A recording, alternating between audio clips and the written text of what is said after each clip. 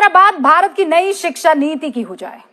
भारत की शिक्षा के सॉफ्टवेयर में 34 साल के बाद अपडेट आया है और आपको जानकर हैरानी होगी कि 1986 के बाद से देश की शिक्षा नीति में कोई बदलाव हुआ ही नहीं था। जिस दौर में मोबाइल के सॉफ्टवेयर हर 6 महीने में बदल जाते हो, वहां शिक्षा में 34 साल के बाद बदलाव आ रहा है। ये बड़ी हैरानी की बात है, लेकिन ये सच है, ऐसा हो रहा है।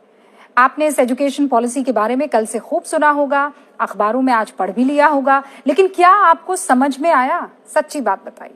ऐसा इसलिए है क्योंकि अभी तक इस नई शिक्षा नीति को सरल और आसान भाषा में किसी ने आपको समझाया ही नहीं है। किसी ने आपको ये बताया ही नहीं है कि शिक्षा नीति के लागू हो जाने के बाद स्कूली बच्चों के भविष्य में बदलाव क्या आएगा। हमने ये कोशिश की है और हमने इस शिक्षा नीति को 2 हिस्सों में बांटा है। पहली है स्कूली शिक्षा और दूसरी है हायर एजुकेशन या उच्च शिक्षा। तो सबसे पहले स्कूली शिक्षा पर हमारी ये रिपोर्ट आप देख लीजिए। JUNGU क्या हुआ? जनवरी फरवरी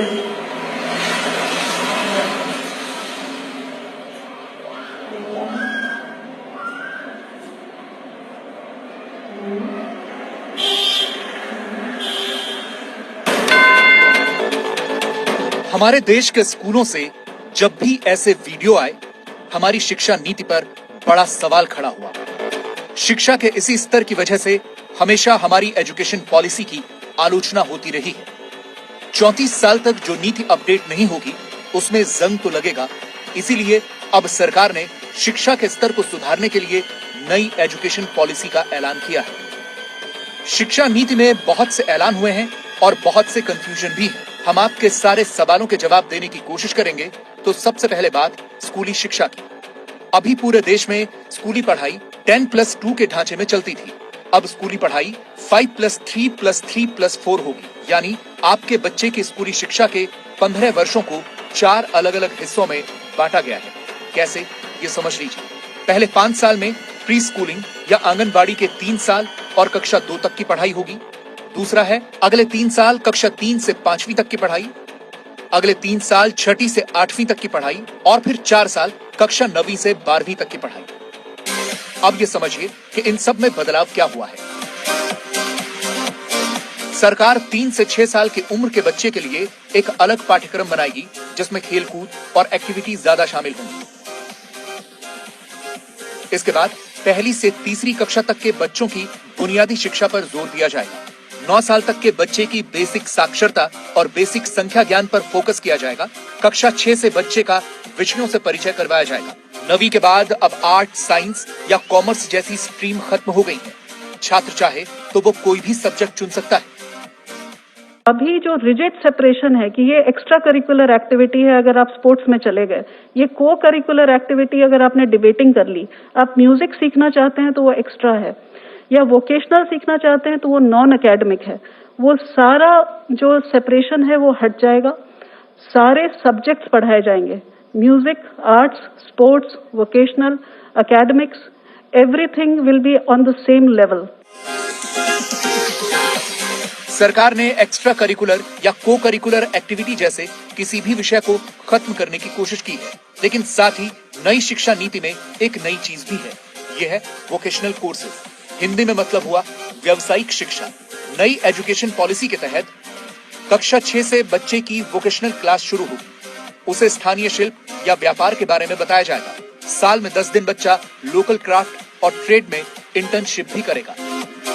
इसमें इंटर्नशिप्स भी हम पॉलिसी में लेके आए हैं कि बच्चा जो लोकल क्राफ्ट्स पर्सन है या ट्रेड पर्सन है, वहां जाकर के बैगलेस डे करके 10 दिन की इंटर्नशिप साथ में उनके साथ बैठ के करे। चाहे वो लॉन्ड्री चलाता हो, कारपेंटर हो, इलेक्ट्रिशियन हो, उसके वहां जाके अटैचमेंट करके बच्चा समझे कि लोकल क्राफ्ट्स, ट्रेड्स क्या हैं। अब जरा बोर्ड एग्जाम की बात कर लेते हैं। पूरे देश की स्कूली शिक्षा में बोर्ड की परीक्षाओं का दबाव बहुत ज्यादा होता है। कई बच्चे तो इस वजह से आत्महत्या भी कर लेते हैं। इस दबाव को कम करने के लिए नई शिक्षा नीति में बोर्ड परीक्षाएं कम करने के तरीके बताए गए हैं। बोर्ड एग्जाम 2 भागों में होंगे, ऑब्जेक्टिव और डिस्क्रिप्टिव। साल भर में 2 बार एग्जाम होंगे। रट कर पढ़ने के बजाय समझने पर ज्यादा जोर होगा।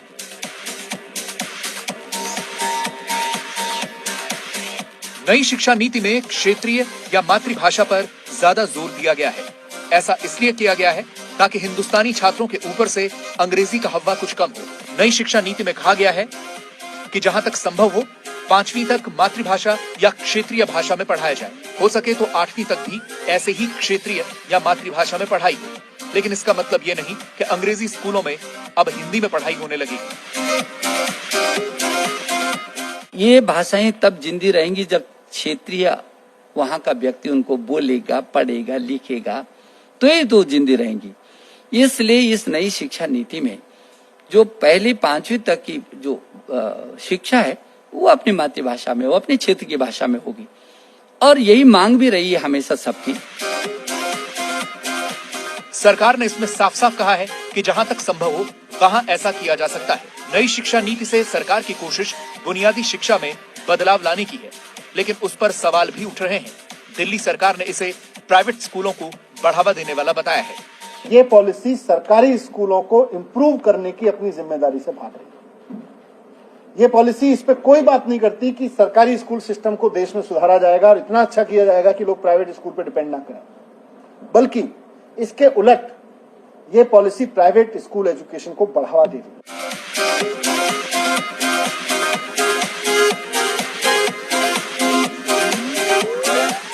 तो नई शिक्षा नीति में अब वक्त हो गया हायर एजुकेशन यानी उच्च शिक्षा के नए फॉर्मेट को जानने की। देखिए, भारत की उच्च शिक्षा को लेकर हमेशा से ये आलोचना हुई है ना कि पढ़ाई किताबी होती है, उसका जीवन में व्यवहारिक इस्तेमाल हो ही नहीं पाता है। नई शिक्षा नीति में इसके व्यवहारिक पक्ष पर फोकस होगा। बच्चों को किताबी ज्ञान से ज्यादा सामाजिक ज्ञान की बातें सिखाई जाएंगी, लेकिन हायर एजुकेशन पर मुख्य फोकस रिसर्च और इनोवेशन पर रखा गया है और इसीलिए एक रिसर्च फाउंडेशन भी बनाई जाएगी। दावा तो यह है कि इस एजुकेशन पॉलिसी के बाद भारत की शिक्षा विश्व स्तर की हो जाएगी।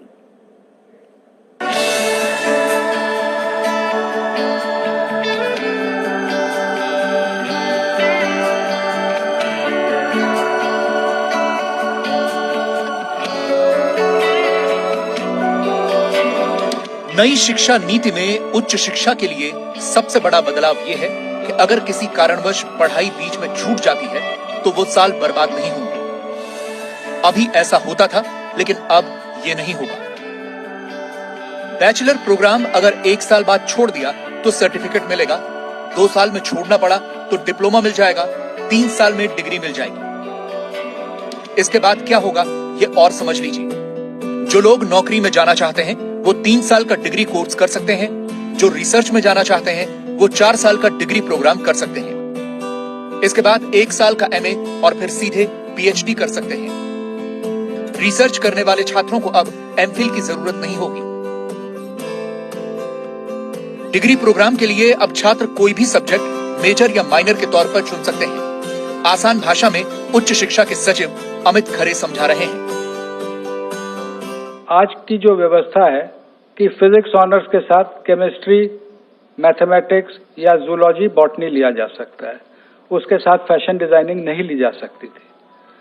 मल्टीपल डिसिप्लिनरी एजुकेशन की जो हम लोग बात कर रहे हैं उसमें मेजर और माइनर की व्यवस्था होगी कि जो अलग अलग विषयों में रुचि रखते हैं, बहुत से फिजिसिस्ट होते हैं जो कि म्यूजिक में रुचि रखते हैं, लेकिन उसके लिए फॉर्मल उनको कोई व्यवस्था नहीं रहती है। नई व्यवस्था में मेजर और माइनर्स के माध्यम से ये व्यवस्था रहेगी। नई शिक्षा नीति में और भी व्यवस्थाएं की गई हैं, जैसे तकनीकी संस्थानों में भी आर्ट्स और ह्यूमैनिटीज के विषय पढ़ाए जाएंगे। कॉलेज में एडमिशन के लिए एक कॉमन एंट्रेंस एग्जाम होगा। स्टूडेंट्स अब क्षेत्रीय भाषाओं में भी ऑनलाइन कोर्स कर पाएंगे। देश में एक नेशनल रिसर्च फाउंडेशन यानी एनआरएफ का गठन होगा। दुनिया की बड़ी यूनिवर्सिटीज भारत में अपना कैंपस खोल पाएंगी। जीडीपी का 6% शिक्षा के क्षेत्र में खर्च करने का लक्ष्य है। विश्वविद्यालयों को ग्रेड के आधार पर स्वायत्तता दी जाएगी। सारे विश्वविद्यालयों के लिए एक जैसे नियम कायदे होंगे। उच्च शिक्षा के लिए अब एक ही रेगुलेटर यानी नियामक रहेगा। 4 में से 1 छात्र केवल कॉलेज की पढ़ाई कर सकता है। अब 50% छात्र उस उम्र के कॉलेज में जाए, यह हम देखेंगे। इसका मतलब दुगुना अवसर मिलेगा और दुगुना उसका ग्रामीण क्षेत्रों में कॉलेज का प्रशिक्षण ज्यादा बढ़ेगा।